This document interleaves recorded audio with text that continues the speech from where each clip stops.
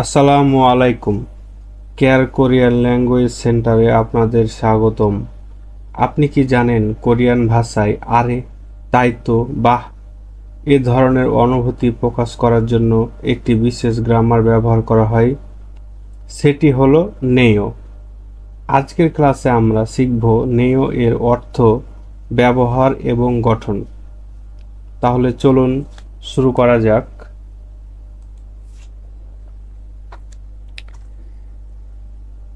আপনি কোনো বিষয়ে নিজের আকস্মিক অনুভূতি, বিস্ময় প্রকাশ করতে ব্যবহার হয়। আপনি কোনো কিছু দেখে হঠাৎ করে অবাক হয়ে গেছেন বা একটা আকস্মিক অনুভূতি হয়েছে, তখন যে কথাটা বলেন না, হচ্ছে আহ তাই তো, তোমার দেখছি তো অনেক সুন্দর লাগছে, এরকম বলেন না, তুমি তো মোটা হয়ে গেছো আগের চাইতে, এভাবে কথা বলি না বাংলায়, তখন এই গ্রামারটা ব্যবহার করা হয়। বাংলায় এর সরাসরি কোনো প্রতিশব্দ নেই, তবে ভাব অর্থ অনেকটা এরকম, আরে, তাই তো, বাহ এর মতো শোনায়। একটা উদাহরণ দেখি। ফিগা অন্যেয়, ফিগা অন্যেয় মানে বৃষ্টি পড়ছে। ফিগা অন্যেয় কোরিয়ানরা এভাবে বলবে, মানে বৃষ্টি পড়ছে। বাংলায় এরকম অর্থ হবে, আরে বৃষ্টি পড়ছে তো। আপনি বাসাতে আছেন, হঠাৎ করে গেট খুলে দেখছেন বাইরে বৃষ্টি হচ্ছে, মানে আপনি জানতেন না যে বৃষ্টি হচ্ছে, তখন আপনি তখন এভাবে বলবেন, আরে বৃষ্টি পড়ছে তো, এরকম তখন বলবেন ফিগা উন্নেয়। আচ্ছা, বিস্তারিত দেখি।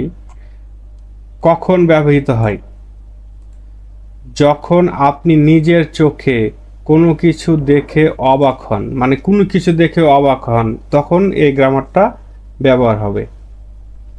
আবার যখন আপনি কোনো নতুন তথ্য হঠাৎ বুঝতে বা উপলব্ধি করতে পারেন, নতুন কোনো তথ্য হঠাৎ বুঝতে পারছেন বা উপলব্ধি করতে পারছেন, তখন এই গ্রামারটা ব্যবহার হয়। যেমন আপনি আপনার গার্লফ্রেন্ডের সাথে দীর্ঘদিন ধরে সম্পর্ক, হঠাৎ করে জানতে পারলেন আপনার গার্লফ্রেন্ড আরেকজনের সাথে প্রেম করে, তখন যে একটা বিষয় প্রকাশ করবেন, তখন এই গ্রামারটা ব্যবহার করা লাগবে। বাক্য গঠনের নিয়ম। নেয় যুক্ত করা খুবই সহজ। ক্রিয়াপদ বা বিশেষণ পদের মূল রূপ থেকে দা বাদ দিয়ে সরাসরি নেয় বসিয়ে দিতে হবে। অ্যাডজেক্টিভ এবং ভার্বগুলোর সাথে সাধারণত দা থাকে অধিকাংশে। তো যখন আপনি লিখবেন বাক্য গঠন করার সময়, তখন ওই ভার্বের অথবা অ্যাডজেক্টিভের এ দাটা বাদ দিতে হবে। তখন থাকবে শুধু খু, থাকবে শুধু খু। তাহলে খু প্লাস নেও, তাহলে খুন নেও। এ ক্ষুধা মানে বড় থেকে, খুন নেও বড় তো, মানে হয়তো আপনাকে হয়তো আপনার বন্ধু কোনো কিছু গিফট করেছে, দেখছেন গিফটটা অনেক বড়, তখন আরে বড় তো, এরকম। বা ছাক্তা মানে ছোট, থেকে দা বাদ দিয়ে ছাক থাকে, মানে বাচ্চিম থাক বা না থাক উভয়ের ক্ষেত্রেই নেও ব্যবহার হয়। তাহলে ছাক প্লাস নেও, তাহলে হচ্ছে কি ছাং নেও, মানে হচ্ছে ছোট। ছোট মানে আপনি ফোনে প্রেম করছেন, প্রেম করার পর প্রথম দেখা করতে গেছেন, দেখছেন তো মেয়েটা ছোট, বয়সে কম, তখন বলছে আরে ছোট তো, তো এরকম, তখন এগুলো ছাক নেও, ছাং নেও, এরকম। উদাহরণ দিলে আরো ক্লিয়ার বুঝতে পারবেন। বাক্যে দেখেন উদাহরণ সহ ব্যাখ্যা।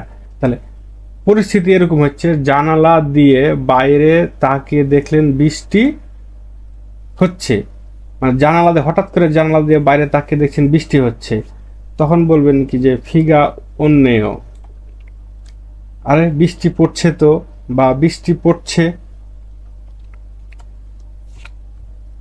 কোনো খাবার মুখে দিয়ে দেখলেন অনেক সুস্বাদু, মানে আপনি কোনো খাবারটা খাচ্ছেন, নতুন খাওয়ার সময় দেখছেন অনেক টেস্ট হয়েছে, তখন আপনি এভাবে বলতে পারেন যে উমসিগি মানে খাবার, ছংমাল মানে সত্যি, মাসিন্নেও মানে সুস্বাদু, খাবারটা সত্যি সুস্বাদু। বা আপনি বাংলায় এরকম হবে, খাবারটা আসলে অনেক সুস্বাদু, বা খাবারটা আসলে অনেক মজার তো, এরকম হবে। বোঝা গেছে? তখন আপনি নে ব্যবহারটা ব্যবহার করবেন। আবার যখন আপনি ঘর থেকে মাত্র বাইরে পা রাখলেন এবং হঠাৎ ঠান্ডা বাতাস আপনার গায়ে লাগলো, মানে বাসা থেকে বের হচ্ছেন না, দেখছেন কি বাইরে ঠান্ডা, আপনি জানতেন না কি যে এতটা ঠান্ডা আছে, তখন এরকম অনুল আজ নালসিগা আবহাওয়াটা ছুমনেও, মানে ঠান্ডা, আজ আবহাওয়াটা ঠান্ডা, এরকম হঠাৎ আমরা বলি না ও ঠান্ডা, মানে জানেন না হঠাৎ করে ঠান্ডা পড়ছে, আজ আবহাওয়া তো বেশ ঠান্ডা দেখছি, এরকম বাংলায় ব্যবহার মানে ভাব অর্থে ব্যবহার হবে। কিন্তু ওরা এইভাবে বলে অনুল নালসিগা ছুমনেও, মানে একটু টেনে বলবে, মানে ঠান্ডা। এই তো কোরিয়ান ভাষা বেশ কঠিন লাগছে, মানে আপনি ভাবছেন কোরিয়ান ভাষাটা খুবই সহজ, কিন্তু পড়ার সময় দেখছেন একটু একটু কঠিন মনে হচ্ছে, তখন আপনাকে এরকম ব্যবহার করতে হানগু গাওয়াগা, কোরিয়ান ভাষা ওয়ারিয়াম নেও, মানে কঠিন, মানে কোরিয়ান ভাষা তো বেশ কঠিন দেখছি, মানে বাংলায় ভাবার্থ হবে, কিন্তু আসলে এর অর্থটা হচ্ছে কোরিয়ান ভাষা কঠিন, মানে একটু কঠিন মনে হচ্ছে আপনার কাছে, তখন আপনি এই গ্রামারটা ব্যবহার করবেন। আশা করি বুঝতে পারছেন।